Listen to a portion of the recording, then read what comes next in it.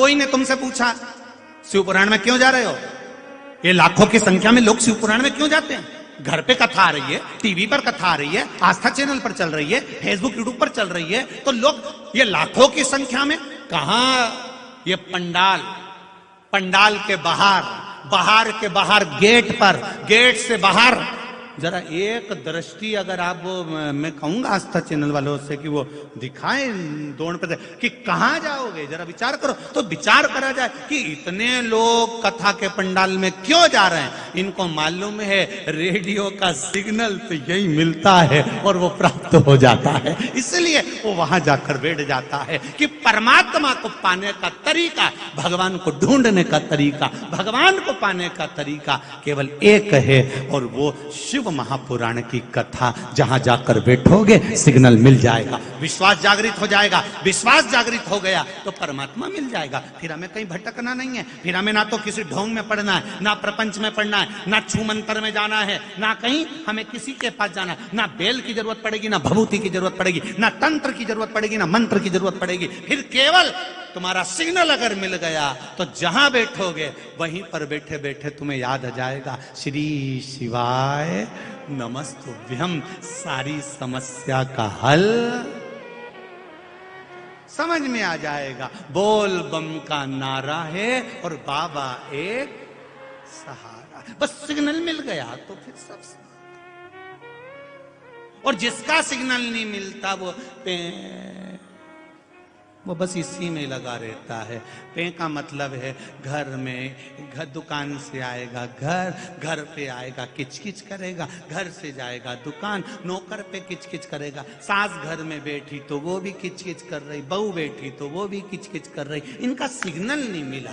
जिसने एक बार शिव महापुराण की कथा को सुन लिया, आस्था चैनल पर सुना हो, फेसबुक यूट्यूब पर सुना हो, चाहे परभणी के पावन प्रांगण में श्रवण करा हो, जिसने एक बार सुन लिया फिर वो परिवार में कभी झगड़ा नहीं करता, क्योंकि उसका सिग्नल परमात्मा से मिल जाता है। फिर वो नहीं भटके। तो जितने भी तुम्हारे मोहल्ले में, कॉलोनी में, सोसाइटी में झगड़ा करते दिखे, इनको पहचान जाना, इनका सिग्नल नहीं मिला। तुम अपनी छत पे से खड़े होकर बोल सकती हो, अरे वो रेडियो अंदर चले जा, तेरा सिग्नल नहीं मिला है। अगर तू परभणी में एक बार शिव महापुराण की कथा सुन लेता तो फिर तेरा सिग्नल मिल गया होता। तू कथा नहीं सुना है इसलिए सिग्नल नहीं मिला। बहुत कठिन। और निवेदन है, किसी किसी का छोटा सा रेडियो होता है, उसका सेल खत्म होए उससे पहले सिग्नल मिला लो रे। तुम्हारा भी सेल खत्म हो। 21,600 श्वास प्रतिदिन मेरा भोलेनाथ तुमको दे रहा है। 3.5 करोड़ रोम छिद्र ये मनुष्य के शरीर में है। 21,600 श्वास रोज मेरा बाबा दे रहा है। वो सिग्नल मिलाने को दे रहा है कि मिला लो, मेरा भजन कर लो, कीर्तन कर लो, मंत्र जाप कर लो, स्मरण कर लो, विश्वास को दृढ़ कर लो। भरोसा पक्का।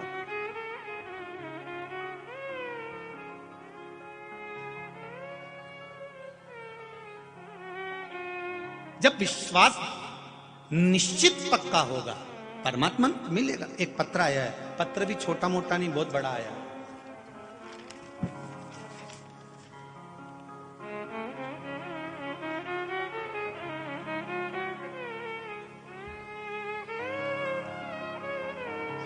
पत्र में उन्होंने बहुत अच्छी बात लिखी है। पहले तो ऊपर, देवों के देव महादेव, शिव तत्व को जानो और सीहोर वाले गुरु की बात मानो।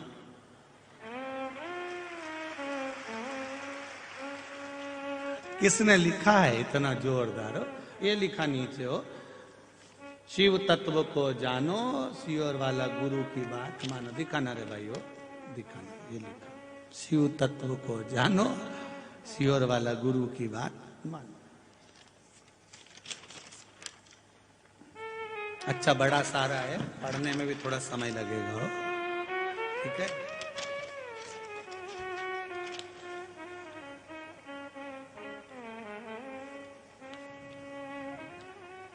मैं दिगंबर जैन हूं, जैन समाज से हूं, दिगंबर जैन हूं, पल्ली बैजनाथ क्षेत्र से हूं। कहीं बैठे हो तो हाथ हिलाइएगा, जहां कहीं भी बैठे हो। आप ही हैं? दोनों हाथ हिला दे। श्री शिवाय नमस्तुभ्यम।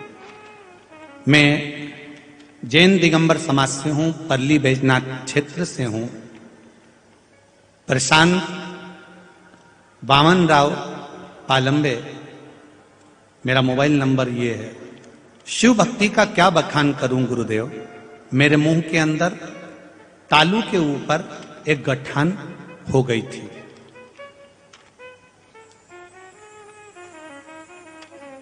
अठारह 19 से मैं परेशान था, डॉक्टर को दिखाया, दांत के डॉक्टर को भी दिखाया।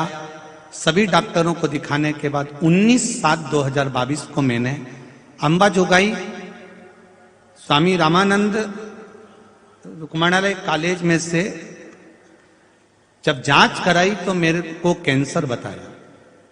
मुझे गुटखा खाने की आदत थी, मेरे कैंसर का बता दिया गया। और इतना कोई हमारे पास में धन नहीं था कि मेरे बच्चे उसको इलाज करवा सकें, इतना पैसा हमारे पास में नहीं था। गुरुदेव जितना बन सका उतना इलाज करवाया, आखिरी में इलाज को आधा छोड़ दिया गया।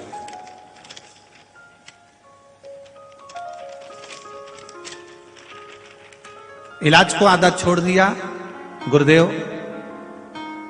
बाद में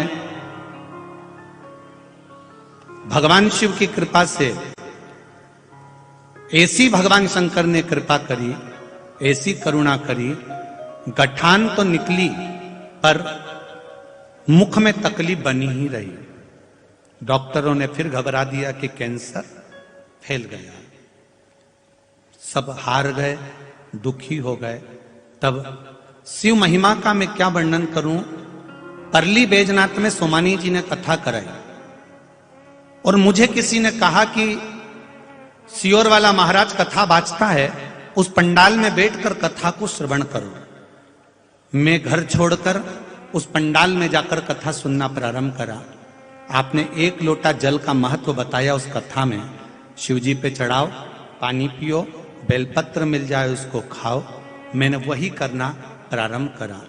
बाबा की कृपा से बाबा ने ऐसी करुणा कर दी गुरुदेव। मैं तो केवल कथा में लोगों के कहने से आया था, पर मेरे बाबा ने मेरा कैंसर अच्छा कर दिया गुरुदेव। मुझे आराम लगा। मेरा शिव है, मेरा शंभु। बैठिए बाबा। श्री शिवाय नमस्तुभ्यम। ये मेरा शिव है।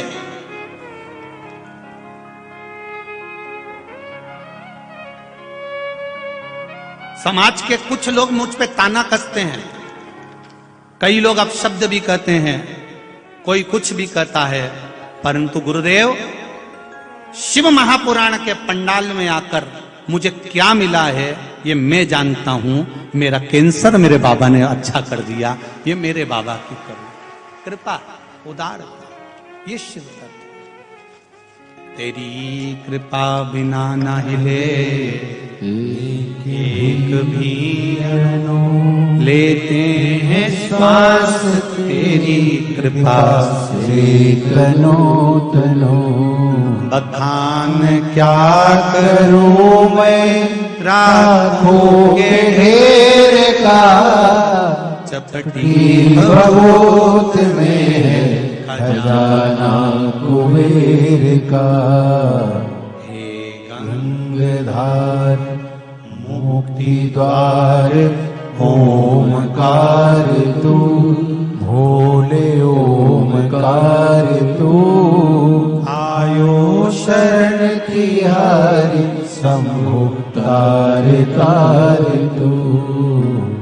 क्या नहीं दिया है हम, क्या प्रमाण दे बाबा, क्या नहीं दिया। विश्वास दृढ़ हो गया। उनको किसी ने कहा शिव महापुराण की कथा पंडाल में बैठ के बस सुन ले, और वो विश्वास उस व्यक्ति पर कर कर आ गया।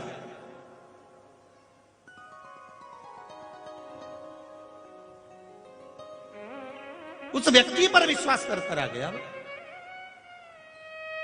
उसने कहा है और उसने कहा है तो मैं जाके सुनूं तो सही, आखिर शिवपुराण में ऐसा है क्या? एक लोटे जल में ऐसी क्या महत्वता है? एक बेलपत्र में क्या महत्वता है? क्या पहले के लोग लोटा भर के जल नहीं चढ़ाते थे? चढ़ाते थे। क्या पहले के लोग बेलपत्री नहीं चढ़ाते थे? चढ़ाते थे। पर आज के लोटा भर के जल चढ़ाने में और पहले के जल चढ़ाने में क्या अंतर है? उसका एक अंतर है, जैसे तुमको मालूम पड़ जाए कि गाजर खाने से आंख की रोशनी बढ़ती है, तो तुम गाजर खाओगे कि नहीं खाओगे? अरे जम के तो बोलो, खाओगे ना। कोई ने तुमको बताया कि वो ये वाला क्रीम लगाने से आंख के नीचे का ये काला काला हट जाए, तो तुम वो क्रीम लगाओगे कि नहीं लगाओगे? एक आध बार तो तुम प्रैक्टिकल करके देखोगे। पहले मालूम नहीं था तुमको, अब तुम्हें ये ज्ञात हो गया कि शंकर भगवान का परिवार, हम पहले गणेश जी को अलग ढूंढने जाते थे, कार्तिकेय को अलग ढूंढने जाते थे, पार्वती जी को अलग ढूंढने जाते थे। अब तुम्हें मालूम पड़ गया कि ये शिवलिंग है, ये पार्वती जी का हस्त कमल है, यहां गणेश, यहां कार्तिकेय, बीच में सुख सुंदरी है, ऊपर जया विषहरा सामरी भारी दौतली देव विराजमान है। तो तुमने अंदाजा लगा लिया कि शिव का पूरा परिवार है, और शंकर औषधि का एक स्वरूप है। शंकर एक औषधि का स्वरूप है, औषधि का स्वरूप। तुम ये जानो।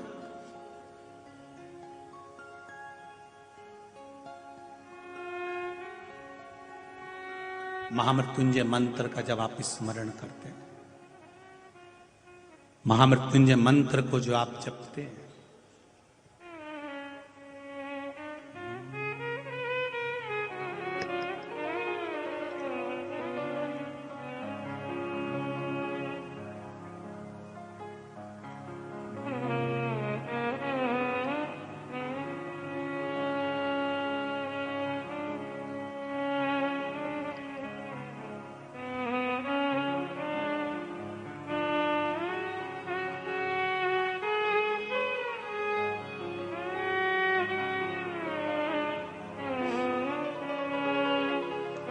जब महामृत्युंजय मंत्र को गुनगुनाते हो, घट की जिह्वा से स्मरण करते हो, तब तुम्हें कुछ अमृत तत्व की प्राप्ति शिव देता है। अमृत तत्व।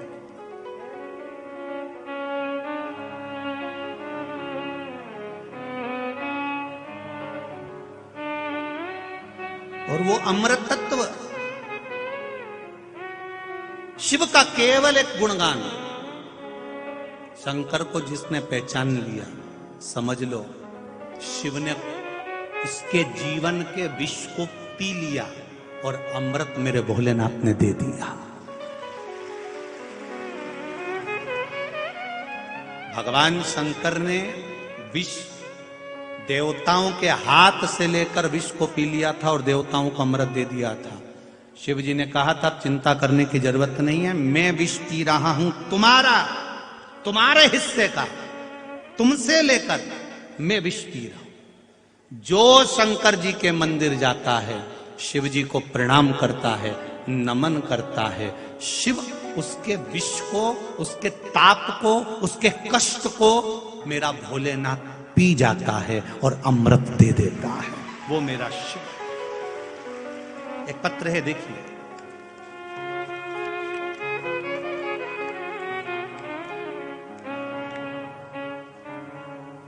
मंगेश रमेश पारसकर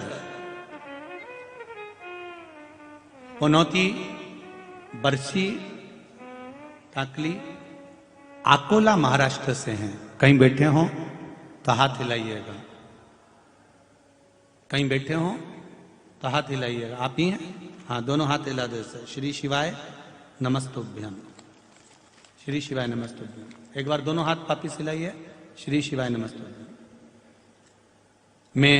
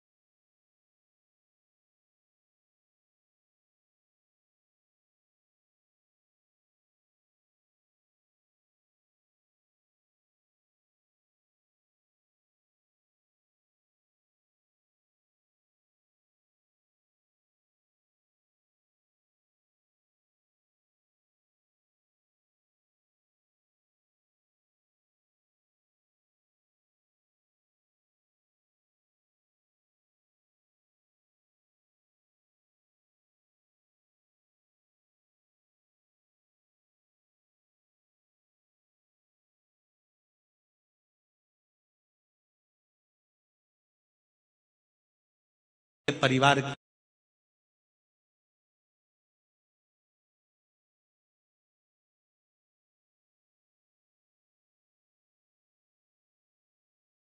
दिन बहुत कम बचे हैं, 8 दिन में कैसे तैयारी करोगे? 8 दिन में तो मेहमान का तैयारी करना, 4 लोग आ जाएं घर में तो तैयारी नहीं होती 8 दिन में। शादी की तैयारी लोग 6-6 महीना 2-2 महीना पहले करते हैं। इतनी सी शादी जिसमें 100, 200, 500, 1000 आदमी आएगा, और यहाँ 7-8 लाख भक्त आएंगे, तुम कैसे तैयारी करोगे? उनके बेटे ने फोन लगाया सांसद जी को, 8 दिन की तैयारी कैसे होगी? सांसद जी ने कहा, हमारा परभणी संत की नगरी है, स्वयं संत तैयारी करें, स्वयं संत तैयारी करेंगे। इतने सालों से वारकरी की यात्रा चलती है, पैदल चलते हैं, हम हरि विठ्ठल के दरवाजे तक जाते हैं, तो हमारा हरि विठ्ठल भी तो परभणी आकर तैयारी करेगा, वो भी तो आएगा। और कथा का नाम भी मिला तो चंद्रभागा शिव महापुराण की कथा मिली। कम से कम ये हमको ज्ञात तो हुआ कि चंद्रभागा माँ कहाँ से प्रकट हुई है, कैसे प्रकट हुई है, उसका प्रागट्य क्या है, उसका तपबल क्या है, उसकी भक्ति क्या है। क्यों वारकरी संप्रदाय के लोग जाकर विठ्ठलनाथ का दर्शन करने से पहले चंद्रभागा का स्नान करते हैं और तप ले चंद्रभागा से? क्यों? और ये कथा कल पूरी हो जाएगी। 23 तारीख से 29 तारीख तक गुजरात में प्रारंभ हो जाएगी।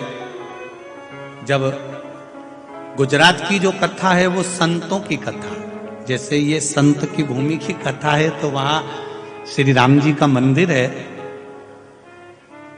कंजरी हालोल में, पावागढ़ से 3 किलोमीटर की दूरी पर। वहां संत लोग कथा करा, साधु लोग कथा करा, त्यागी जिन्होंने घर परिवार सब छोड़ दिए, वैराग्य लेकर बैठे।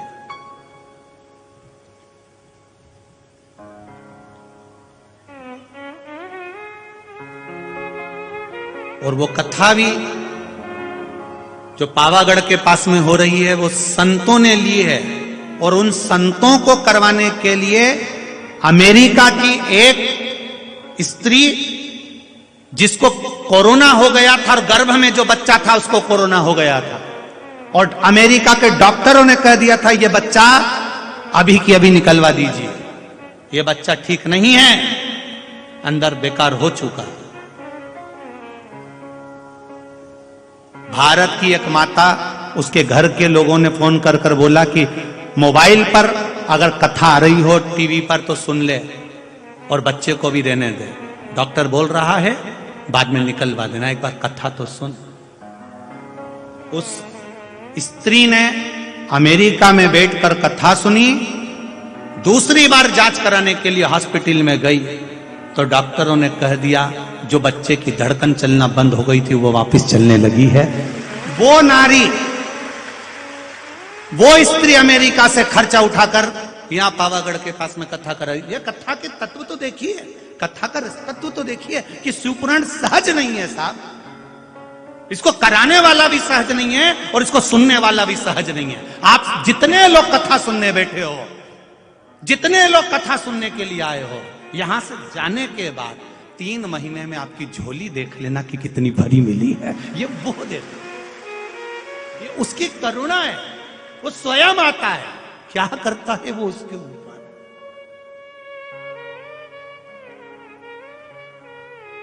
ये उसके ऊपर।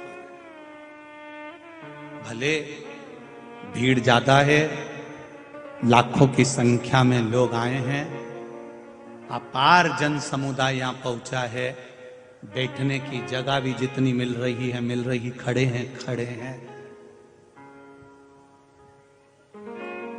आज से ज्यादा तब तो कल की कथा में रहेगा। सुबह 9 बजे से 12 बजे का समय, सूरज भी चढ़ाता हुआ और कथा सुनना है। और मेहमान जब घर से जाते हैं तो 50 का नोट देकर जाते हैं बच्चों को, और जब शिव भी कथा पूरी होकर जाता है तो कुछ ना कुछ देकर जाता है। ये तत्व है हमारा। वो दे, उसका भजन, उसका कीर्तन, उसका मंत्र जाप, उसका स्मरण।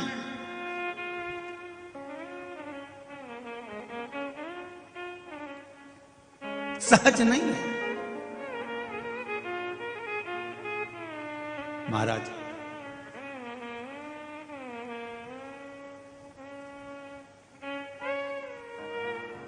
शिव कथा का एक विश्वास अगर दृढ़ हो गया, भरोसा अगर पक्का हो गया तो भगवान मिल गया।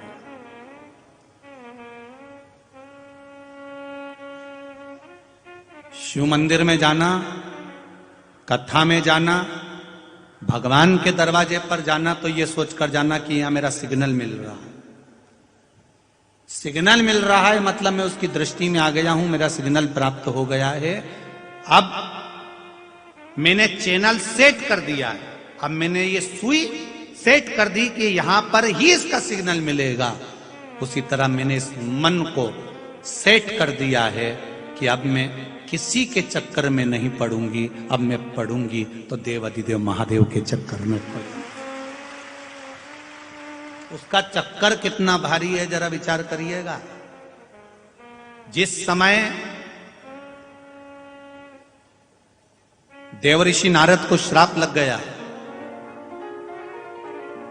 देवऋषि नारद बंदर का मुख बना लिए, भगवान विष्णु का घोड़े का मुंह हो गया। केवल निंदा सुनी थी इसलिए भगवान शंकर ने कहा था, देवऋषि नारद तुमने कामदेव को जीता है, तुम काम को जीते हो, तुम ये बात भगवान विष्णु को मत बताना। पर देवऋषि नारद ने जाकर भगवान विष्णु से भगवान शंकर की निंदा कर दी और निंदा करी और भगवान विष्णु ने सुन ली। भगवान विष्णु ने जैसी निंदा सुनी, भगवान की आंखों से आंसू बहने लगा। भगवान विष्णु की आंख से आंसू जैसे ही बह रहे थे, लक्ष्मी जी ने खड़े होकर पूछ लिया कि तुम रो क्यों रहे हो, तुम्हारे रोने का कारण क्या है, क्यों रो रहे हो? भगवान कहते हैं, निंदा करने वाला और निंदा सुनने वाला, इन दोनों में महापापी की गिनती में एक आ जाता है। कौन? बोलो बोलो, जम के बोलो। सुनने वाला। निंदा करने वाले को 50% पाप लगता है, पर सुनने वाले को 100% पाप लगता है। वैसे तो मुझे उम्मीद है हमारे परभणी के लोग ऐसे नहीं हैं।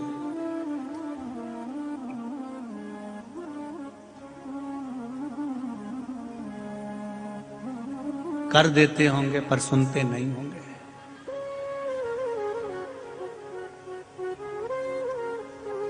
निंदा रस इतना आनंद का रस है कि 3 बार चाय पी गए तो भी खत्म नहीं हुआ। 3 बार चाय पी ली। वो भेरू सिंह की धर्मपत्नी है ना, कथा में आगे आगे बैठी थी। मैंने 3 बार इशारा करा ऐसे पल्लू लेके, पर उसने मुझे आगे नहीं बिठाया। फिर जो निंदा चालू हुई, चाय बनवा लूं? हाँ बनवा ले। चाय भी आ गई, पी भी गई, फिर बैठी, फिर चालू, फिर बोली एक बार और पी ले चाय, बनवा ले। फिर आ गई, फिर पी गए, पर निंदा खत्म नहीं हुई। आखिरी में जब फिर देखा कि अब बहुत सारा समय हो गया है, अब मैं चलूं रही जाऊं, आग लगन दे सबको, अपन तो अपना काम करो। अब अगली बार अपने परभणी में कथा होने दे, तब भेरू की लुगाई को देख लेंगे। होने दे अब कथा।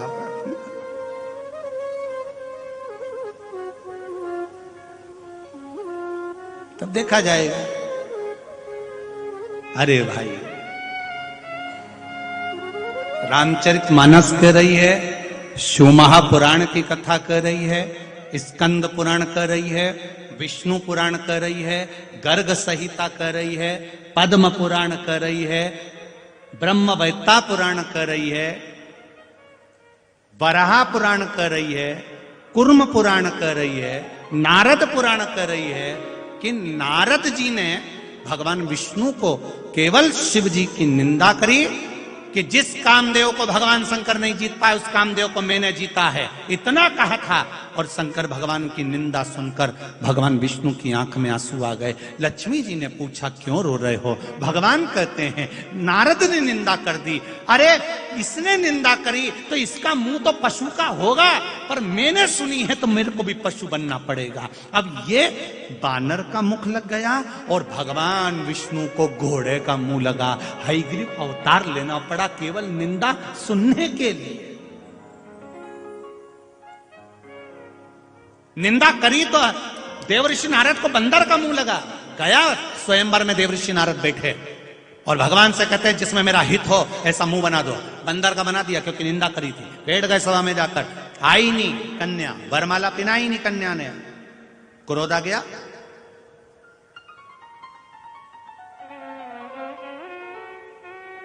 अब कुछ ना कुछ तो लीला करनी ही पड़ती है। भगवान विष्णु लक्ष्मी जी पे हंस दिए। लक्ष्मी जी ने श्राप दे दिया, तुम मुझे देखकर घोड़े जैसे हंसे हो, तुम्हारा घोड़े का मुंह लगेगा। वो लगा किस लिए? केवल शंकर की निंदा सुनने की।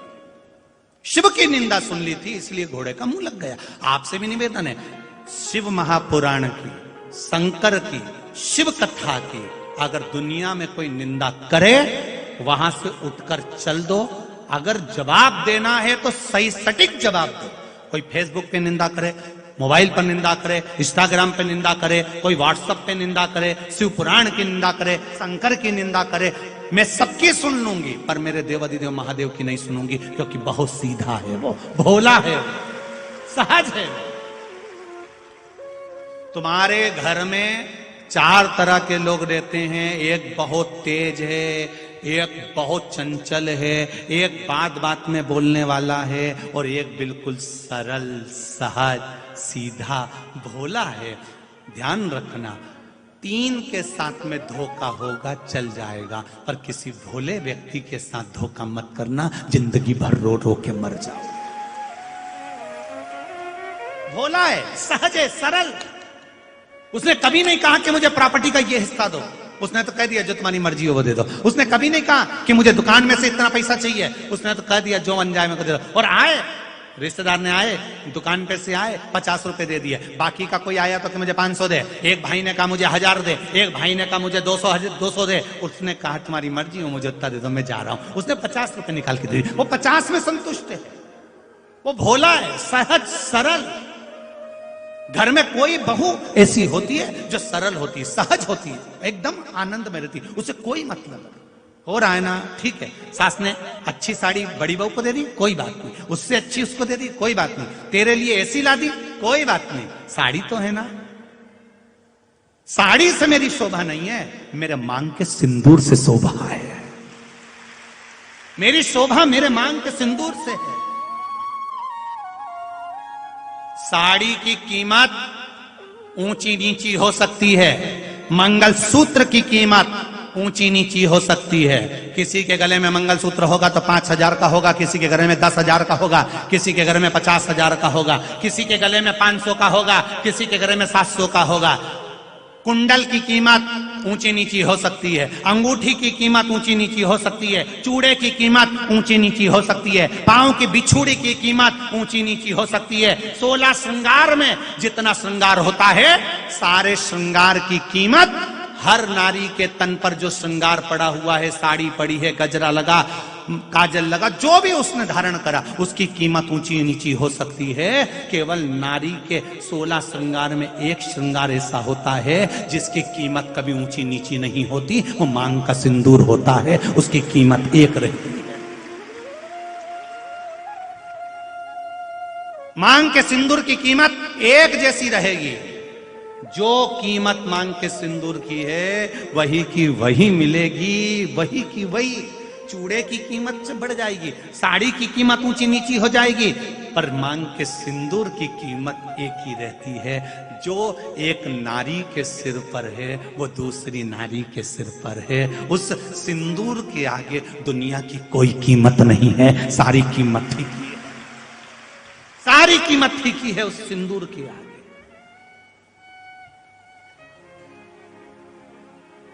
कीमत उसकी है।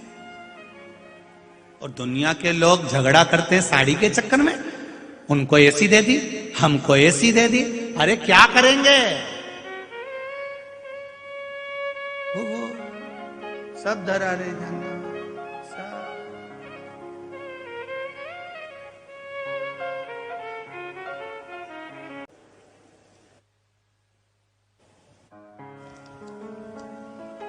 और भगवान विष्णु को जब घोड़े का मुख लगा,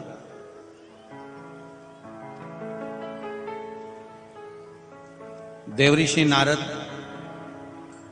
बंदर का मुख पाने के बाद जब क्रोध में भगवान विष्णु को अपशब्द कह दिए, कुछ शब्द कह दिए, तब विचार किया कि अब मुझसे गलती तो हो गई, इस गलती को मैं सुधारूं कैसे?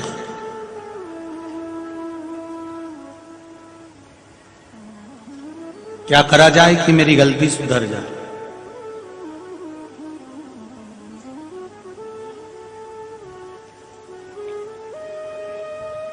शिव महापुराण एक बात कहती है, गलती करो मना नहीं है, खूब करो। जरा ध्यान देना, गलती करो खूब करो, पर एक बार जो गलती कर दो उसको दोबारा मत करो। मनुष्य गलती का पुतला है। मानव शरीर, ये जो मिला शरीर है ना, ये गलती का पुतला है। ये कहीं ये मत सोचना कि अपन भगवान बन गए या अपन भगवान हो गए। ना ना ना ना ना, कभी जिंदगी में भगवान बनने का सोचना भी नहीं। सही मनुष्य ही हम बन जाएं, ये बहुत बड़ी बात है।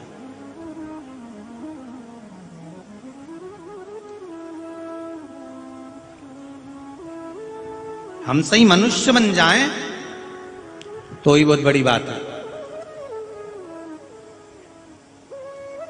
गलती करो मना नहीं, पर गलती एक बार जो गलती कर दी उसको बार बार नहीं करना।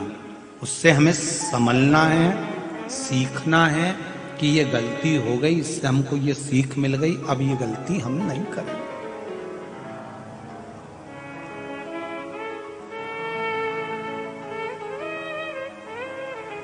हो गई गलती, अब नहीं करना।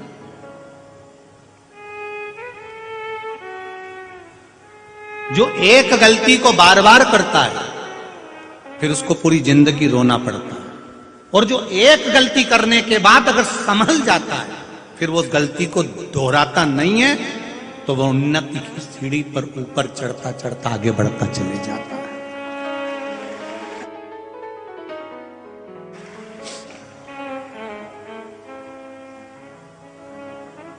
हो गई गलती, हो जाती है। बोल दिया हो गया, कह दिया हो गया।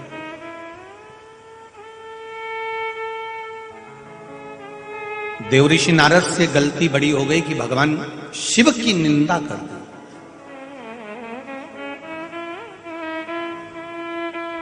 एक तो मेरे भोलेनाथ, जिनका नाम है भोलेनाथ, सहज हैं, सरल हैं, सीधे हैं।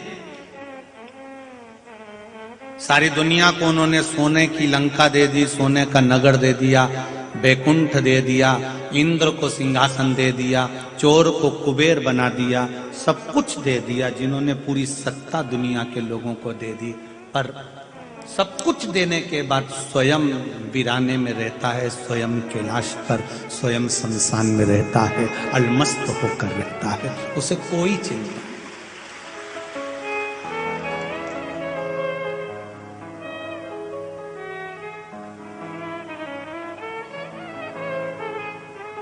दे दी उसने सब कुछ।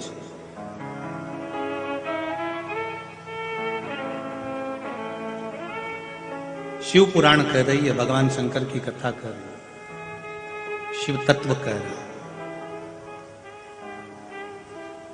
देवऋषि नारद की आंख में आंसू आ गए। भगवान विष्णु से पूछा कि अब मेरा उद्धार कैसे होगा। जितने लोगों ने चंद्रभागा नदी का दर्शन किया है, अब ये नारद जी का चरित्र सुनना कि नारद जी पूछ रहे हैं कि मैं किस नदी के तट पर जाऊं, किस पवित्र नदी के तट पर पहुंच जाऊं।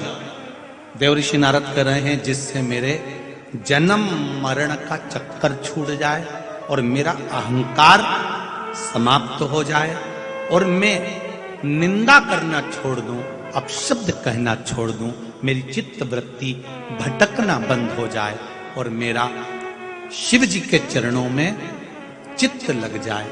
मैं कौन सी नदी के पास में जाऊं, किस घाट पर, किस तट पर जाऊं, किस तट पर जाकर मैं आराधना करूं।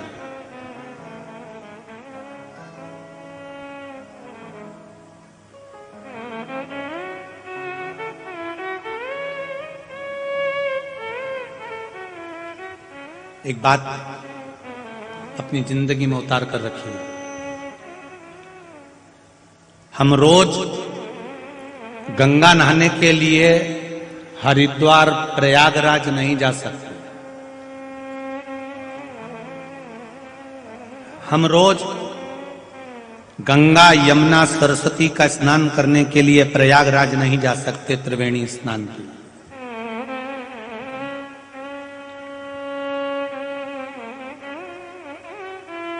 हम रोज मंदाकिनी का स्नान भी नहीं कर सकते और कावेरी का स्नान और गोदावरी का स्नान भी नहीं कर सकते।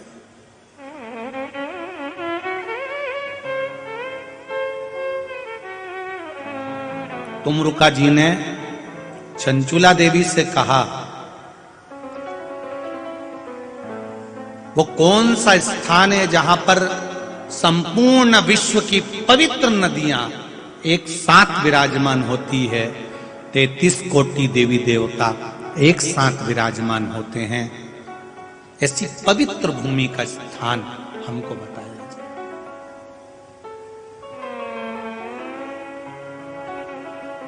पवित्र भूमि।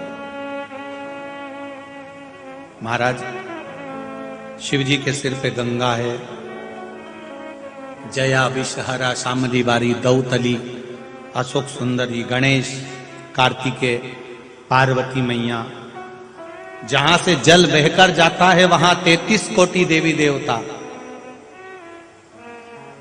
शिवलिंग पे से समझिएगा जरा सरलता में, ये शिवलिंग, ये जलाधारी, ये पानी यहां से नीचे गिरकर फिर उधर जा रहा है, यहां से नीचे गिरा है फिर उधर जा रहा है। शिवलिंग पे से जल नीचे जितनी दूरी पर गिरता है उतनी दूरी में विश्व की सारी पवित्र नदियां आकर विराजमान हो जाती हैं। विश्व की सारी पवित्र नदियां। और ये जल गिरने के बाद जहां तक बहकर जा रहा है उस स्थान तक वहां 33 कोटि देवी देवताओं का स्थान हो जाता है। अब जरा विचार करिए, भगवान शिव की कथा में तुमरुका जी चंचुला देवी से कह रहे हैं, चंचुला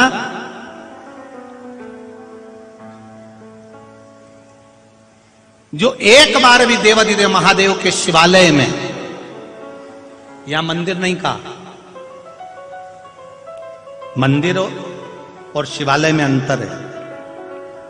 मंदिर का मतलब होता है जहां पर भगवान एक जगह पर स्थिर होकर बैठ जाते हैं। शिवालय का मतलब होता है जहां पर भगवान रोज प्रतिदिन मंदिर से बाहर निकल जाते हैं। शिवालय में शंकर भगवान का नियम है, उनका नंदी बाहर है। शिवजी प्रतिदिन प्रत्येक शिव मंदिर से, प्रत्येक शिवालय से शंकर जी प्रदोष काल में नंदी पर बैठकर घूमने निकल जाते हैं, मंदिर के अंदर नहीं।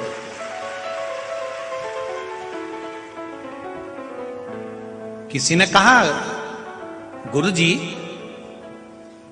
जब कानपुर की कथा थी तो वो कथा का समय क्या था? हमने कहा दोपहर में 1 बजे से 4 बजे था। तो ये कथा आपने फिर 4 बजे से 7 बजे तक क्यों रख ली? क्या चैनल पर बुकिंग नहीं की? आप फोन लगाकर आस्था चैनल वालों से पूछेंगे तो वो कहेंगे 1 बजे से 4 बजे तक गुरुजी का समय बुक था। पर माघ का महीना, संक्रांति का पर्व, तो मन में आया कि प्रदोष काल में कथा कभी नहीं करी, एक बार माघ महीने में ये प्रदोष काल की कथा, तो जीवन का एक आनंद प्राप्त, प्रदोष काल की कथा।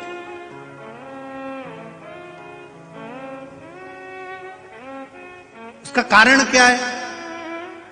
प्रदोष काल में मेरा देवाधिदेव महादेव भ्रमण पर निकलते हैं।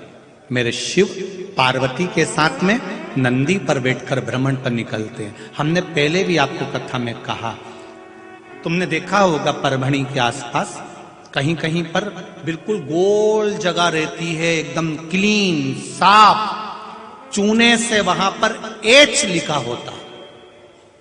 क्या लिखा होता है? एच मतलब हेलीपैड है। मतलब यहां क्या उतरेगा? जम के बोलो जरा। हेलीकॉप्टर उतरेगा, वहां एच बना हुआ, अंग्रेजी का एक शब्द बना हुआ, एच मतलब हेलीपैड है। हेलीकॉप्टर वाले को दिख जाता है इतना बड़ा एच बना है, मतलब हेलीकॉप्टर यहीं उतारना है। तो प्रदोष काल में कथा इसलिए करी, जब महादेव भ्रमण के लिए निकले तो उनको भी ये शिव महापुराण का पंडाल दिख जाए और वो भी यहां उतर जाए। ये हेलीपैड शिव जी का, मेरे महादेव के उतरने का है। मेरा भोलेनाथ, मेरा ओघड़ी, मेरा त्रिकालदर्शी, मेरा कैलाशी, कितना सरल होगा, कितना सरल कि देवर्षि नारद को, जैसे ही नारद जी आए और नारद जी ने कहा, शिव जी आप कामदेव को नहीं जीत पाए, मैंने कामदेव को जीता। शंकर भगवान ने अपने गले की रुद्राक्ष की माला उतारकर नारद जी को पहना दी। हाथ जोड़कर भोलेनाथ ने कहा, देव ऋषि नारद आप देव ऋषि हो, मैं ग्रस्त हूं। ग्रस्त कामदेव को नहीं जीत सकता, पर संत कामदेव को जीत सकता है। आप ऋषि हो, संत हो, आप कामदेव को जीते हो। मैं तो ग्रस्ती हूं, घर में रहता हूं, परिवार में रहता हूं, कुटुंब में रहता हूं, तो मैं नहीं जीत पाया, पर आपने तो जीता। आप तो जीते हो ना। बैठो, आसन दिया बैठने के लिए। देव ऋषि नारद अहंकार में इतने फूले हुए थे, इतने अभिमान में फूले हुए थे कि वो आसन पर भी नहीं बैठे। उन्होंने कहा मुझे जाना है। शंकर जी ने कहा जाओ, पर हाथ जोड़ के निवेदन है, ये बात जो तुमने मुझसे कही ये भगवान विष्णु से मत कहना, क्योंकि इनका आपस का प्रेम इतना पक्का था कि ये निंदा नहीं सुन पाएंगे मेरे नारायण। जो पत्नी पति से बहुत प्रेम करती है वो मायके में अपने पति की कभी निंदा नहीं सुन सकती। जो मित्र मित्र से प्रेम करता है, भाई भाई से प्रेम करता है, वो कभी किसी की निंदा नहीं सुनेगा।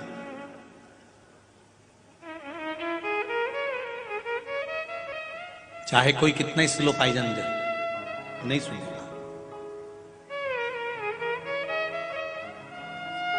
नानी भाई का मायरा सुना है आप लोगों ने? बोलो तो, सुना है नानी भाई का मायरा?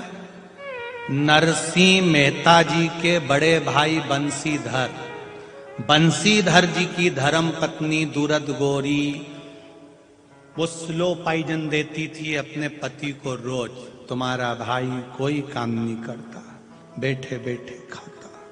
ये स्लो पाइजन है जो रोज सोते समय पत्नी अपने पति को धीरे धीरे, तुम्हारी मम्मी ने ऐसा कह दिया, तुम्हारे पापा ने ऐसा कर दिया, तुम्हारे भाई ने ऐसा कर दिया, रोज कहती है, क्योंकि एक ना एक दिन तो मेरी बात अंदर घुसेगी। प्रतिदिन दुरत गौरी बंसीधर जी को रोज कहती है। नरसिंह मेहता कुछ नहीं करते, बैठे बैठे खाते हैं, भजन गाते हैं, रोज कहते बंसीधर। एक दिन नरसिंह मेहता जी को चिल्ला दिए, क्या करता रहता है, जा घोड़े चराने के लिए जा। राजा के घोड़े लाकर दे दिए, सेठ जी के चराने को भेज दिए। नरसिंह जी जब बाहर निकले, बंसीधर का प्रेम इतना था, घोड़े लेकर नरसिंह जी निकले। बंसीधर घोड़े पर बैठकर निकले और निकलकर अपने भाई को रोक कर कहते हैं, वो तो तेरी भाभी के चक्कर में तुझे चिल्ला दिया, जा भजन गा, जा भजन गा।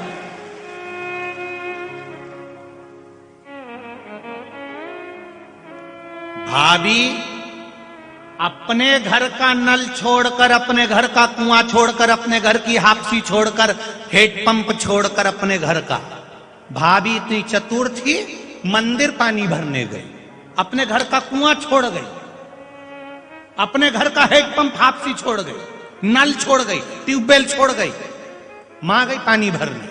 क्यों गई? उसको पानी नहीं भरना था, उसको तो देख के आना था नरसिंह जी घोड़े चरा रहे कि भजन गा रहे। देख के आ गई, आते से ही गुस्से में लाल। नरसिंह जी ने आकर कहा, भाभी मां भूख लगी है, भोजन दे दो। भाभी अंदर से सूखी रोटी लाकर दे दी। भाभी माँ ये तो सूखी है, कुछ तो दो, कैसे खाऊंगा? भाभी ने बाटकी में पानी दे दिया। पानी में डुबक डुबक कर नरसिंह जी रोटी खा रहे थे। इतनी देर में बंसीधर आ गए। भाभी ने इतना पल्लू लेकर रोते रोते कहा, नरसिंह रूखी रोटी क्यों खा रहा नरसिंह? घर में इतनी रोटी पड़ी है तो कड़ली क्यों खा रहा नरसिंह? बंसीधर जी आते से पूछे, क्या हो गया? कुछ नहीं भैया, तू कड़ली रोटी क्यों खा रहा है?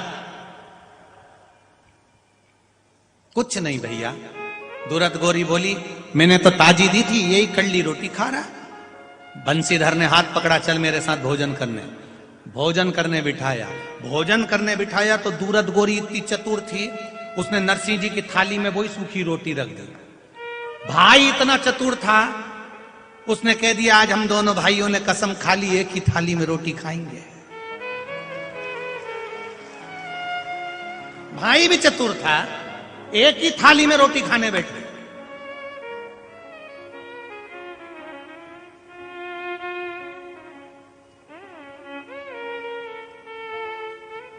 पत्नी इतनी चतुर, पति की थाली में जो रोटी इधर रख रही थी, नरसिंह की थाली में इधर रख रही थी। इधर वाली रोटी में घी 4 चम्मच लगा रही थी, उधर वाली में आधी चम्मच। बंसीधर भी चतुर थे, आज तो भोजन कर लिए, दूसरे दिन थाली को ले गए। जिस खूंटे से गाय को बांधते थे, उसी खूंटे में थाली को ठोक दिया, बीच में से थाली उचक गई। अब दूसरे दिन भोजन करने बैठे तो इधर जो रोटी आती, बंसीधर जी थाली को फिरकी जैसी घुमा के उधर कर देते, खा लो। ये प्रेम होता है। दिया स्लो पाइजन देने वालों ने दिया, कितई दिया हो, कितई। और आखिरी में नरसिंह मेहता को घर से निकाल दिया। रोते रोते शंकर जी के मंदिर में क्यों गए? क्योंकि बड़े भाई ने जब घर से निकाला, गाली देकर, अपशब्द कहकर, तो बड़ा भाई चिल्ला के कह रहा है, अरे ओ खोल ले, कहां जाके मरेगा? सामने शंकर का मंदिर है, चले जाना। शंकर के मंदिर को नरसिंह जी को बंसीधर ने बताया कि तू वहां चले जा। क्यों? क्योंकि बंसीधर जी को मालूम था कि ये कल विवाद करेगी और नरसिंह जी को बाहर निकाल देगी। तो बंसीधर जी ने पहले ही शंकर जी के मंदिर में आटा, चावल, दाल, शक्कर, घी सब भर के रख दिया था। जा खा, पहले ही भर दिया। रात भर नरसिंह जी रोते रोते निकाले तो भगवान शंकर आ गए, नंदी पे बिठा के भगवान के बैकुंठ धाम ले गए।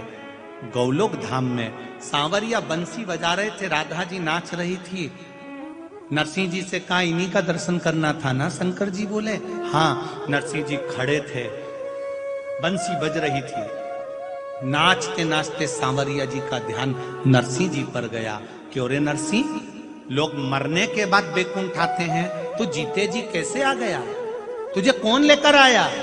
नरसिंह जी बोले, जो लाया था वो बाहर खड़ा है, वो अंदर नहीं आया। हाँ। जो सांवरिया सेठ ने शंकर जी को देखा, देखकर हाथ जोड़ लिए, धन्य है प्रभु, धन्य है। गजब गजब। देख, स्लो पाइजन वाले स्लो पाइजन देंगे, चलता है। कहा, आसन दिया भगवान शंकर ने, तुम बोलना मती, भगवान विष्णु को बताना मती, क्योंकि वो मुझसे बहुत प्रेम करते। मुझसे प्रेम करने वाला कभी मेरी निंदा नहीं सुनेगा। शंकर को जल चढ़ाने वाला, एक लोटा पानी चढ़ाने वाला, श्री शिवाय नमस्तुभ्यम का जाप करने वाला, पंचाक्षर मंत्र नमः शिवाय बोलने वाला, षडाक्षर मंत्र ओम नमः शिवाय बोलने वाला, श्री हरि विठ्ठल का नाम लेने वाला कभी शंकर की निंदा नहीं करेगा, क्योंकि विठ्ठल के सिर पर शिवलिंग है, वो कभी निंदा नहीं। जिसने विठ्ठल बोला समझ लो वो शिव की आराधना कर रहा है, जिसने शिव बोला समझ लो विठ्ठल की आराधना कर रहा है। मस्तक पर शिव है।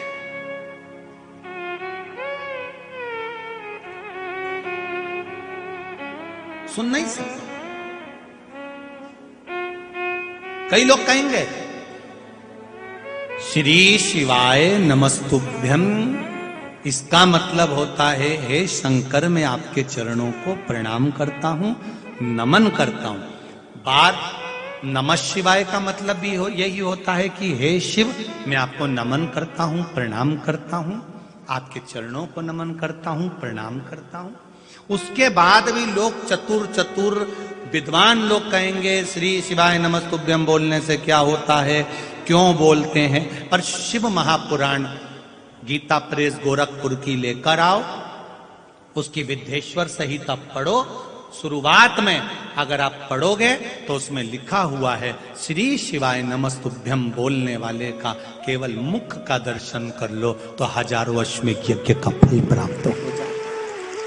शिव को नमन करने वाला, शंकर को प्रणाम करने वाला।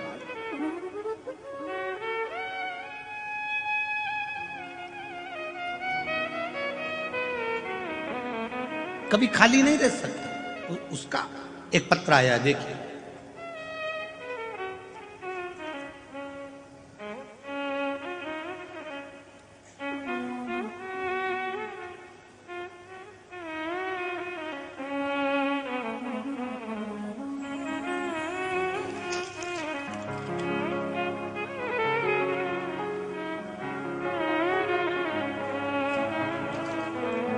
मेरा नाम आशा आत्माराम इंगले, मेरा गांव जोड़वाड़ी तहसील अंबा जोगाई है। कहीं बैठे हो तो हाथ हिलाइएगा, कहीं बैठे हो तो हाथ हिलाइएगा, जहां कहीं भी बैठे हो। मेरा नाम आशा आत्माराम इंगले, मेरा गांव जोड़वाड़ी तहसील अंबा जोगाई है।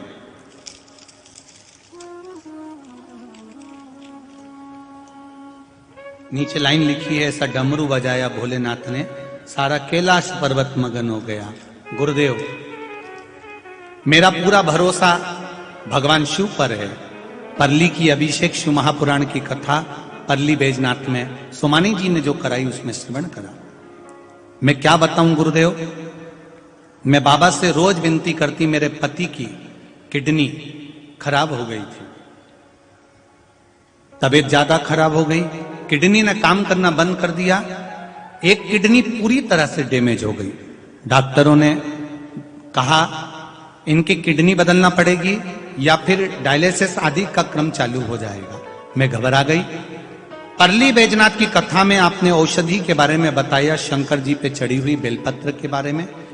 मैं शिव जी पे चढ़ा हुआ जल थोड़ा सा लेकर आती, इनको देना चालू करा, बेलपत्री खिलाना चालू करी। दूसरी बार मैं फिर हॉस्पिटल गई अपने पति की जांच कराने के लिए। बाबा का चमत्कार तो देखिए गुरुदेव, किडनी ने काम करना प्रारंभ कर दिया। मैं बाबा को यहां प्रणाम करने आई। ये शिव तत्व है, ये शंकर है, ये औघड़ी। एक पत्र और है, देखिए। इंगले संगीता कालिदास, जोड़वाड़ी अंबा जोगाई, जिला बीड़। गुरुदेव, मैंने यहीं पर आकर पत्र लिखा है, मैं घर से पत्र लिखकर नहीं लाई थी। गुरुदेव, मुझे हर महीने 10 से 15 हजार रुपए का इलाज लगता था, दवाई गोली लगती थी। मेरी एक किडनी फेल है, मुझे शुगर है, बीपी है। डॉक्टर ने बताया था मुझे 2 टाइम इंसुलिन लेना पड़ेगा, इंजेक्शन लेना पड़ेगा, जो कि मैं लेता रहा। एक दिन मेरी सहेली ने बताया कि महादेव शिवलिंग पर चढ़ाया हुआ जल बेलपत्र तू खाना चालू कर, श्री शिवाय नमस्तुभ्यम का जाप करना प्रारंभ कर। मेरा विश्वास कहता है कि तेरी किडनी भी सही हो जाएगी और तेरे को इंसुलिन भी नहीं लेना पड़ेगा। पहले मैं एक दिन में 2 बार इंजेक्शन लेती। बाबा की कृपा देखिए गुरुदेव, मैंने 1 लोटा जल चढ़ाकर बेलपत्र बाबा से मांगकर पशुपति व्रत भी किया और शिव जी से विनती कर कर मैंने वो बेलपत्र और जल पीना प्रारंभ करा।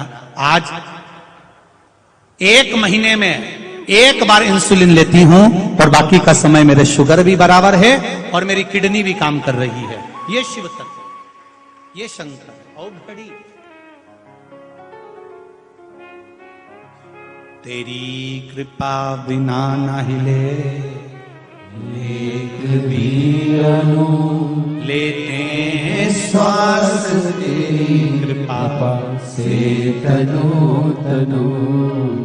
बखान क्या करूं मैं राखों के ढेर का, चपटी बबूत में खजाना कुबेर का।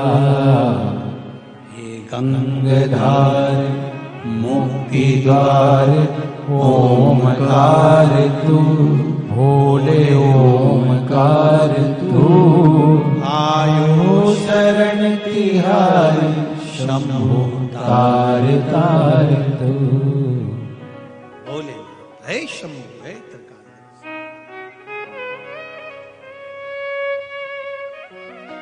विश्वास जागृत हुआ। जो भगवान से प्रेम करता है, शिव से प्रेम करता है, वो शंकर की कभी निंदा नहीं सुनता, ना करेगा ना सुनेगा।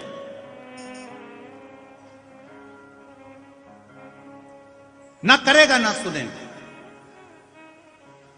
क्या है दिन भर शिव शिव शिव शिव, दिन भर शंकर शंकर शंकर, 24 घंटे शिव महापुराण की कथा।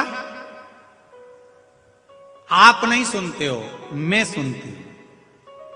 सुन लिया ना, उसको धारण कर लिया। बहुत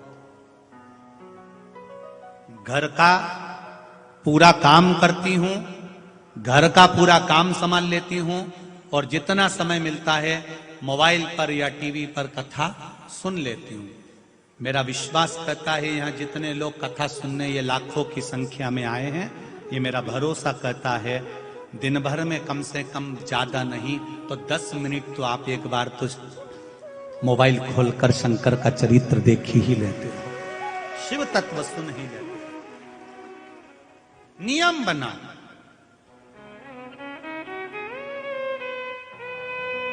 बनाओ नियम कि मुझे शिव महापुराण की कथा सुनना है। भले मैं 5 मिनट सुनूंगी, ज्यादा नहीं, 10 मिनट सुनूंगी, पर सुनूंगी। मैं निकाल लूंगी पुरानी कथा, सुन लूंगी। 10 मिनट मेरे मन को मैं महादेव से जोड़ूंगी। क्यों क्यों 10 मिनट जोड़ूंगी? किस लिए?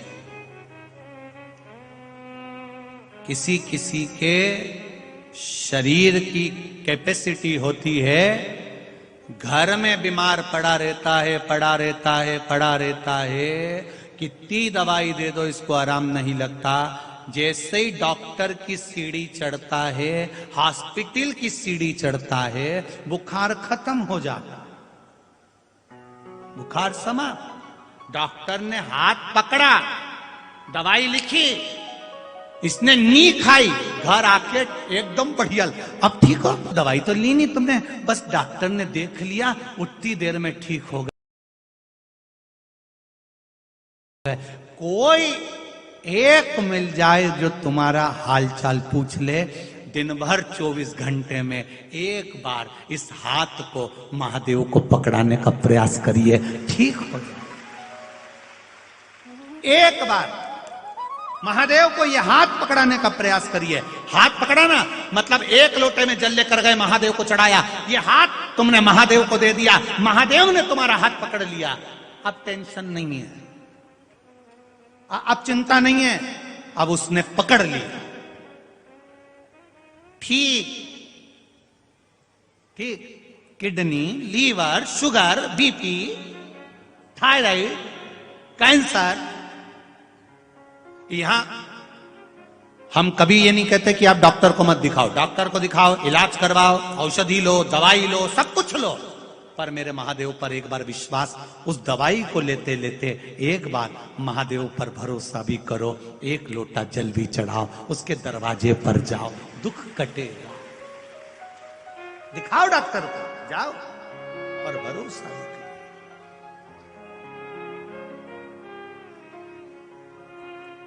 तेरे दरबार की बाबा निराली शान देखी है, तेरे दरबार की बाबा निराली शान देखी है। तुझे देते नहीं देखा पर झोली भरी देखी है। कब आता है कब देता है? जिसको 20 साल तक औलाद नहीं हुई उसकी भी गोदी दी है, जिसको 10 साल संतान नहीं हुई उसको भी दी है, जिसको 5 साल नहीं हुई उसकी भी झोली भरी है, जिसको किडनी लीवर तक खराब हो गया उसको भी चला रहा है। वो आता है कब आता है कब देता है? केवल शिव पुराण सुनते हैं और वो तुम्हारे अंदर आकर बैठ जाता है औषधि के रूप में और कर जाता है। शिव है। अकाल मृत्यु वो मरे जो काम करे चंडाल का, काल उसका क्या बिगाड़े जो भक्त हो महाकाल। शिव का उपासक हारता नहीं। महाराज शिव कथा थी। नारद जी के गले में रुद्राक्ष की माला दी, नारद जी ने फेंक दी, बाहर निकलते से फेंक दी। रुद्राक्ष की माला नारद जी ने धारण नहीं करी। कई लोग कहते हैं हम तुलसी की माला पहनते हैं तो क्या रुद्राक्ष नहीं पहन सकते? कौन ने मना करा कि तुलसी की माला के साथ रुद्राक्ष नहीं पहना जाता?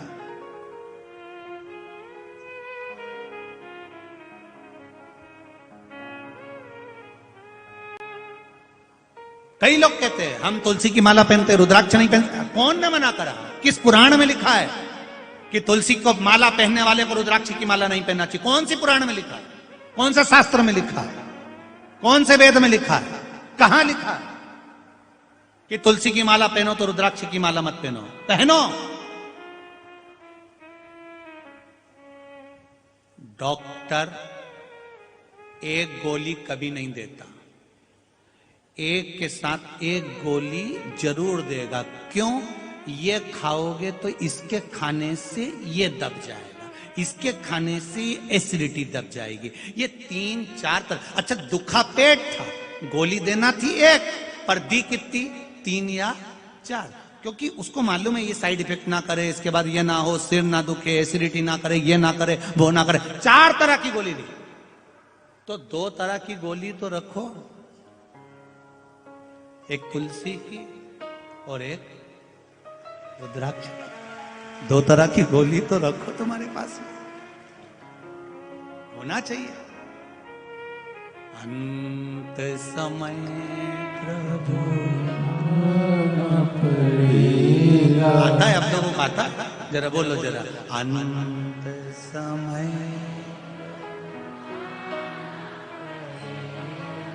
वचन निभाना पड़ेगा। आए ना आए प्रभु कुटुंब कभी, अंत समय प्रभु वचन दिया तो अंत समय में आना है।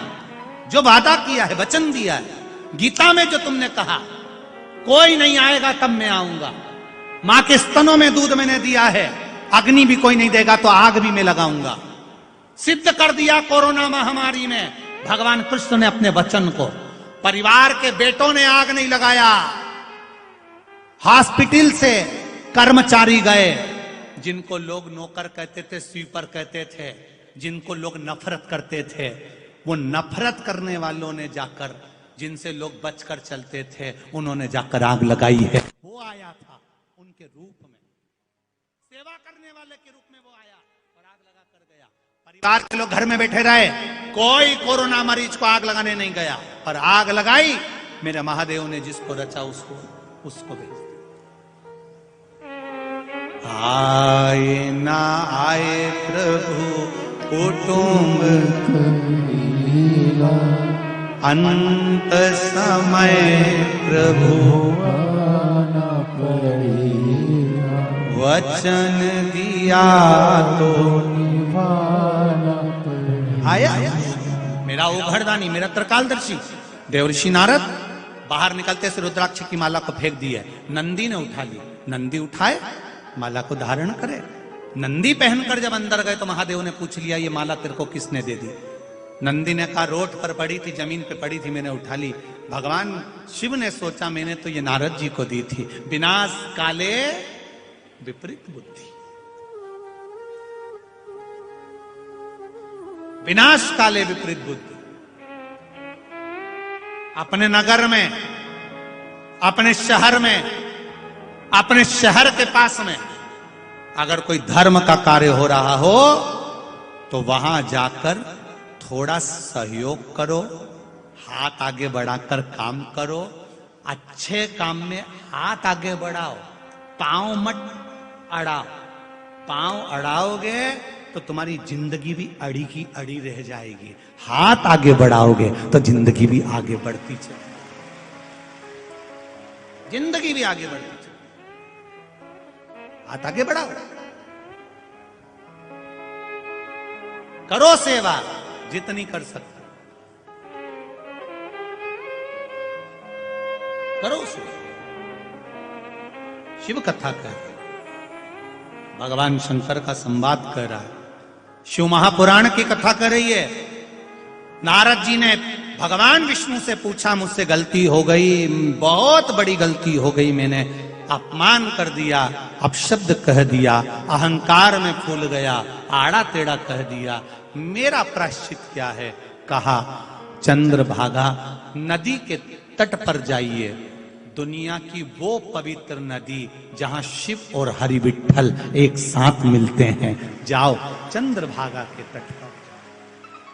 मन एकाग्रित होकर तुम परमात्मा पर भरोसा करना प्रारंभ कर दोगे, उस दिन जीवन का सबसे बड़ा सुख पा जाओगे, उस दिन सारी खुशियां तुम मिलेंगी। हम विश्वास नहीं कर पाते, हम भरोसा नहीं कर पाते।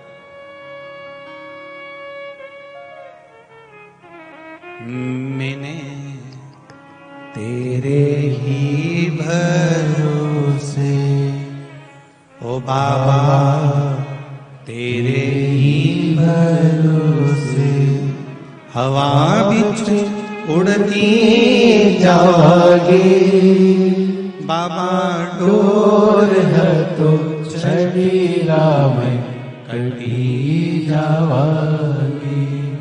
भोले मैं तेरी पतंग, शंभू मैं तेरी पतंग, हवा बिच उड़ती जावागी, बाबा डोर है तो छड़ीला में कटी जावागी। हमारा विश्वास हम पक्का कर,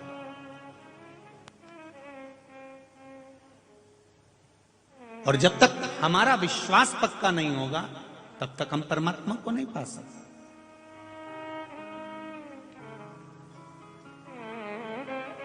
हम गुरु जी के पास जा रहे हैं, प्रणाम कर रहे हैं, नमन कर रहे हैं, उनके चरणों में बैठ रहे हैं, हम विद्याध्ययन कर रहे हैं, सब कुछ कर रहे हैं, पर गुरु के प्रति तुम्हारा विश्वास दृढ़ हो पाया क्या?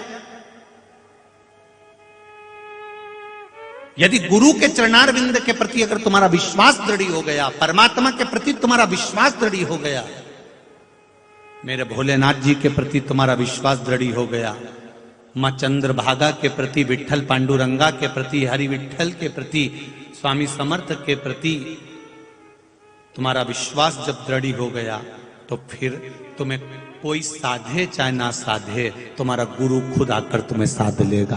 तो फिर तुम्हें घबराने की जरूरत नहीं पड़ेगी।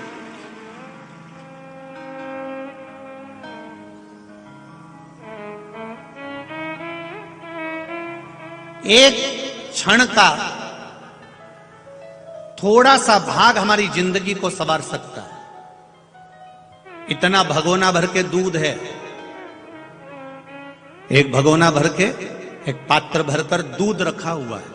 इस इतने सारे दूध को दही बनाना है तो उसमें जामन कितना डालोगे? बोलो बोलो, जम के बोलो री जीजियो, अच्छे से बोलो। एक भगोना दूध में इतना सा जामन डालोगे वो पूरा दूध दही बन जाएगा, पूरा दूध। इतनी सारी दाल है, अरहर की दाल इतनी सारी, तुअर की दाल इतनी सारी दाल, उसमें इतना सा जीरा डालोगे, इतनी सी राई डालोगे, इतना सा मसाला डालोगे, बघार डालोगे, उस इतनी बड़ी दाल में स्वाद आ जाएगा। इतनी सारे दूध को इतना सा जामन डालते से ही वो दही बन जाता है। इतनी सारी दाल में थोड़ा सा बघार डालते से ही स्वाद आ जाता है। तो हमारी जिंदगी के पूरे पहले दिन से लेकर मरने तक के बीच में 7 दिन की शिव महापुराण की कथा जिंदगी संवार देती है। केवल 7, 5 दिन, 4 दिन, 3 दिन, 2 दिन, 1 दिन, 1 दिन भी ना हो, आधा घंटा भी ना हो, 15 मिनट भी ना हो, 10 मिनट भी ना हो, 5 मिनट भी ना हो, 1 मिनट और 1 मिनट भी ना हो, तो फिर चुल्लू भर पानी, उतना बहुत है।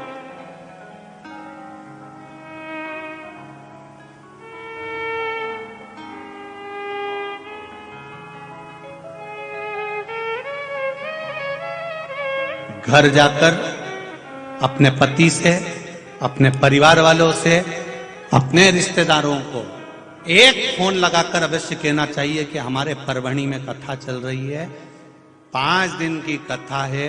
आज बाबा की कृपा से 4था दिन हो रहा है। कल कथा सुबह 9 बजे से 12 बजे तक होगी। और ये मौका मत छोड़ना, अगर ये मौका छूट गया तो फिर समझ लो कि ट्रेन छूट गई। ये जिंदगी का सफर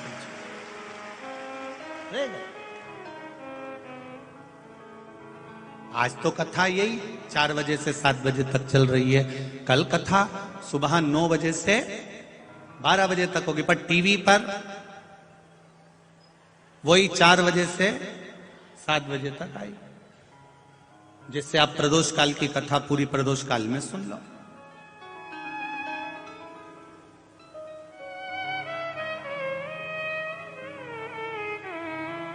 अपने परिवार वालों को, अपने घर वालों को, अपने साथी मित्र कुटुंब परिवार वालों को एक बार जरूर कहना चाहिए, मौका है चलिए, मौका है चलिए। वो कहेगा दुकान से फुर्सत नहीं है, कोई बात नहीं, जिंदगी पड़ी है कमाने के लिए, कौन सा छाती पर बांध कर ले जाएंगे, सब यहीं तो छोड़ जाएंगे। चलो, दुकान पर बैठकर जो कमाया वो परिवार के लिए, पत्नी के लिए और बच्चों के लिए कमाया। 5 दिन इस पंडाल में बैठकर जो भगवान का नाम कमाया वो अपने लिए कमाया। ये घटने वाला, ये नहीं घटे। कितना, थोड़ा सा। कितनी रोटी खाते हो?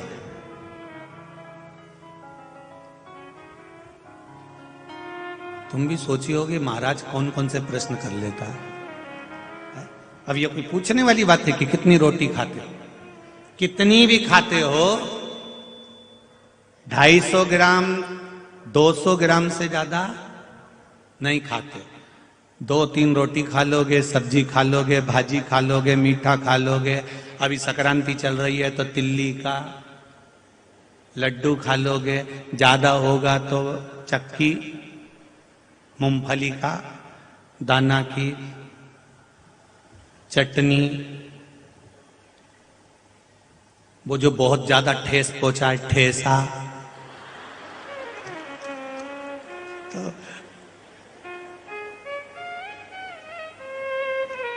ये बहुत, एक बार मंगरूल पीर में कथा करने गए और उन्होंने वो भोजन लगाया और वो एक मूंगा की फली की सब्जी रख दी। देखिए ना, वो मूंगा की फली की, सांबर फली की सब्जी, रोटी, अचार। और हमको तो पहली बार हम लोगों ने वो ठेसा देखा था, उन्हें रख दिया। हम सोचे कि सब्जी होगी, अब हमने सोचा सब्जी है, और हमने मन में सोचा बताओ इनको तो भोजन कराना भी नहीं आता, सब्जी भी रखी तो इतनी सी, और ये तो अपने एक कोर का था। अब हमने भी पहले मूंगा की वो भाजी से रोटी खाई, खाने के बाद फिर हमने सोचा सब्जी रखी है, एक टुकड़ा छोटा सा तोड़ा और पूरी सब्जी को भर के और जो मुंह में लिया पूछो मत ही बस। अब वो मंगरूलवारी उमासी आके बोले महाराज क्या लाए? हमने कहा कुछ नहीं, सब्जी हमने कहा बहुत भारी है। कैस मूंगा की? हमने कहा मूंगा की नहीं, ये यहां धरी थी वो। अरे महाराज वो तो ठेसा था। हमने कहा बड़ा बहुत भयंकर ठेस पहुंचा के गया।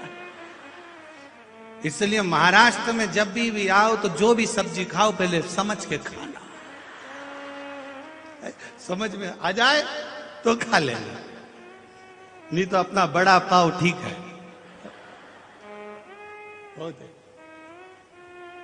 महाराज भोजन कितना करते होगे? 200 ग्राम, 250 ग्राम, 300 ग्राम, इससे ज्यादा तो कोई भोजन नहीं करता। 200 ग्राम से ज्यादा कोई व्यक्ति भोजन ग्रहण नहीं करता। 200 ग्राम, 250 ग्राम, 300 ग्राम भोजन करा।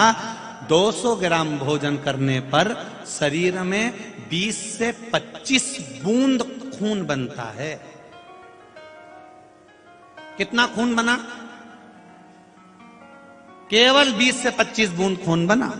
बाकी का जो भोजन तुमने करा था वो तो भ्रष्टा में निकल गया, गंदगी में निकल गया।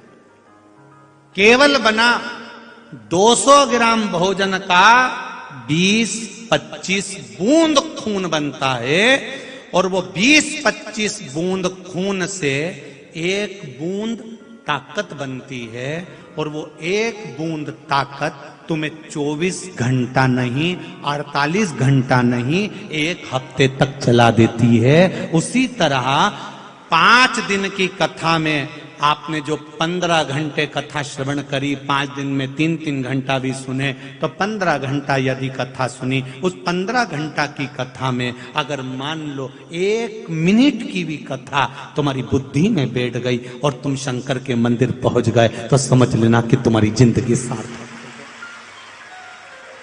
सवर गई जिंदगी, सार्थक हो गई तुम्हारी जिंदगी, सार्थक हो गया तुम्हारा जीवन। 1 मिनट की भी कथा आपकी जिंदगी में अगर पहुंच गई तो जीवन सार्थक हो जाता।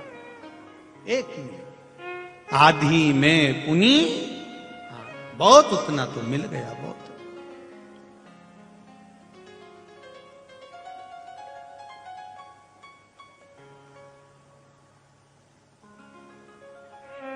अब कितना देर दे रहे हो भगवान को?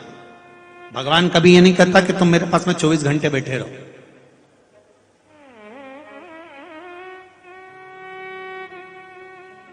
भगवान कभी नहीं कहेगा कि आप मेरे पास 24 घंटे बैठो। भगवान कभी नहीं कहेगा कि तुम मेरे पास माला पकड़ के बैठे रहे। भगवान कभी नहीं कहेगा कि तू चंद्रभागा नदी के घाट पर जाकर बैठ जा, गोदावरी के घाट पर तट पर जाकर बैठ जा, गंगा के तट पर बैठ जा, कि यमुना के तट पर बैठ जा, कि सरयू के तट पर बैठ जा। भगवान कभी नहीं कहता कि तुम परिवार छोड़ दो। भगवान कभी नहीं कहता कि तुम घर छोड़ दो। भगवान कभी नहीं कहता कि तुम अपना कुटुंब, अपनी पत्नी, अपने बच्चे छोड़ दो। भगवान कभी नहीं कहता कि तुम अपना परिवार छोड़ दो। भगवान कहता है परिवार मत छोड़ो, घर मत छोड़ो, अपना कुटुंब मत छोड़ो। अगर छोड़ना है तो तुम्हारे अंदर जो बुरी आदत है मदिरा पान की, व्यसन करने की, वेश्यावृत्ति करने की, जुआ खेलने की, गलत काम करने की, वो छोड़ो।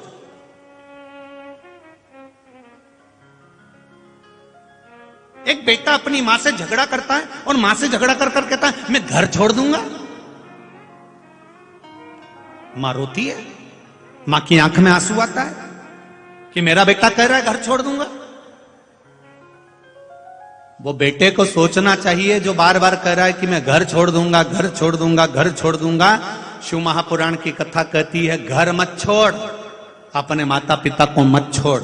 अगर छोड़ना है तो तू जो गलत संगत कर रहा है व्यसन कर रहा है, मदिरा का पान कर रहा है, मांसाहार कर रहा है, व्यसन में डूबा हुआ है, वो नहीं छोड़ रहा है। घर छोड़ने को तैयार हो गया, परिवार छोड़ने को तैयार हो गया, पर व्यसन नहीं छोड़ रहा।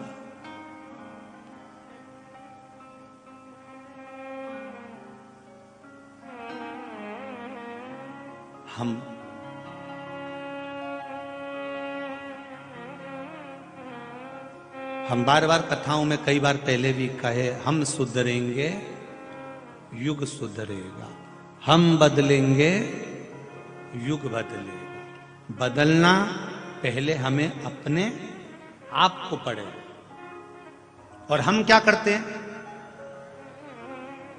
हम दूसरे को बदलने का प्रयास करते हैं। सास सोचती है मैं बहू को बदल दूंगी, बहू सोचती है मैं सास को बदल दूंगी, सेठ सोचता है मैं नौकर को बदल दूंगा, नौकर सोचता है मैं सेठ को बदल दूंगा।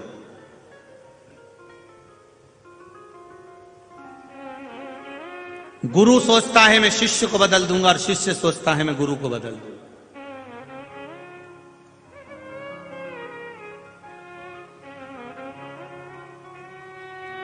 हर एक व्यक्ति एक दूसरे को बदलने में लगा हुआ है। कभी एकांत में बैठकर ये शिव महापुराण की आज चतुर्थ दिन की कथा सुनना और याद करना, हम दूसरे को बदलने में लगे हैं। हम अपने आप को कभी बदल पाए? हमने कभी अपने आप को बदला है? जब हम अपने आप को बदल नहीं पा रहे हैं तो जरा विचार कर कर देखना, क्या हम दूसरे को बदल सकते हैं? बड़ा कठिन, बहुत कठिन।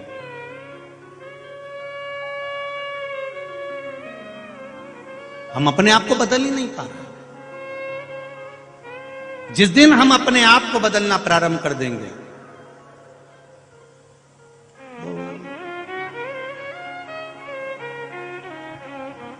रेडियो देखा है? रेडियो हमारे यहां भी है,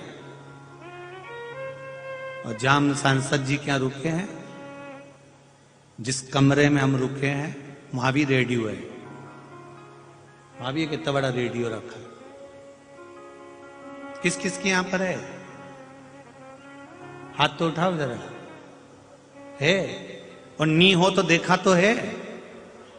किस किसने देखा है रेडियो? देखा है? बहुत बढ़िया, रखो रखो रखो।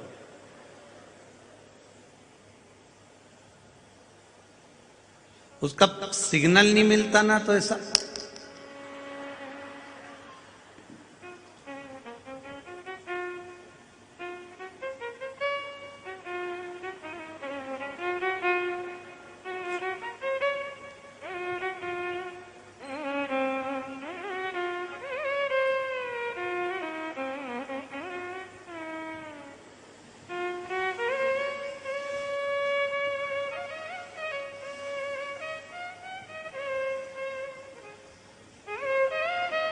फिर धरते थे।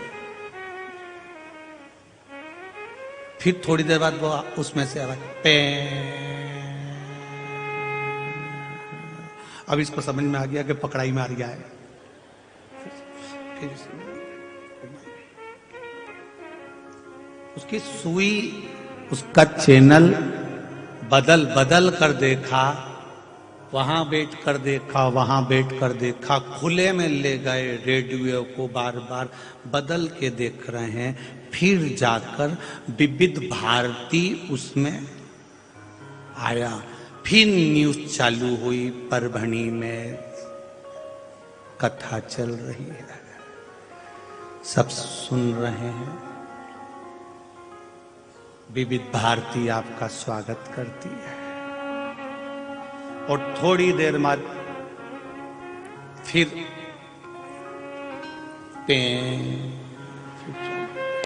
देखा है सबने रेडियो। अब कोई ने पूछा क्यों साहब सिग्नल मिल रहा है क्या? वहां मिल रहा था। कहां? वहां। एक बार फिर बैठ के देखो। फिर वो उसी जगह पर आया। फिर उसने परभणी में 13 तारीख से कथा चल रही है। विविध भारती आपका स्वागत करता है। फिर वो रेडियो इधर उधर गया, फिर सिग्नल मिल रहा था। जितने संसार में लोग जन्म लेते हैं मां के गर्भ से, माता के गर्भ से, संसार में ऐसा कोई व्यक्ति नहीं जो सिग्नल नहीं मिलाता होगा। जन्म लेने के बाद वो परमात्मा से सिग्नल मिलाता है, चाहे किसी भी धर्म का हो, किसी भी धर्म का।